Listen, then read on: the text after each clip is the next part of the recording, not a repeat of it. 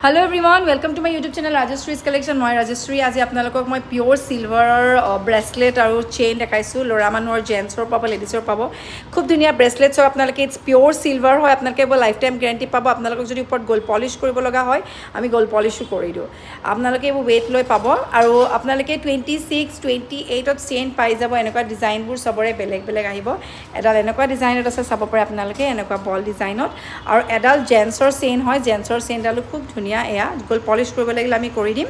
আৰু এডাল আহিছে আপোনাৰ একদম এইটো ডিজাইনৰ আধা বক্স আছে আধা এনেকা বল আছে আৰু